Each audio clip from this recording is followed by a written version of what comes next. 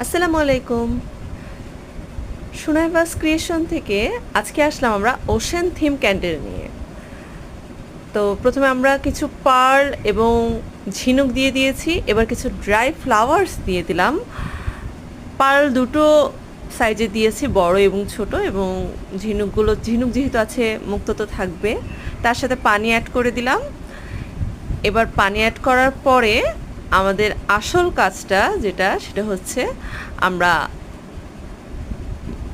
ক্যান্ডেলটা ম্যাক করার জন্য সয়া ওয়্যাক্স নিয়েছি। সেই সয়া ওয়্যাক্সটা কীভাবে তৈরি করতে হয় সেটা করব আমরা। সেটা আস্তে আস্তে আস্তে আস্তে সেটাকে জাল দিব এবং সেটাকে একদম লিকুইড করে ফেলবো।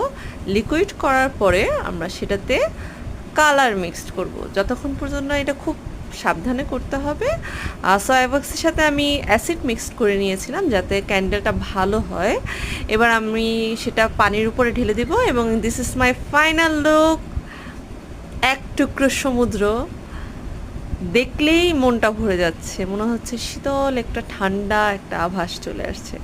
তো আপনি যদি আপনার বাসায় এমন একটি গর্জিয়াস সমুদ্র রাখতে চান, ঝিনুক মুক্ত দেওয়া, তবে সুনাইবাস ক্রিয়েশন পেজে নক দিবেন এবং আশা করছি আপনারা নিরাশ হবেন না। ধন্যবাদ সবাইকে।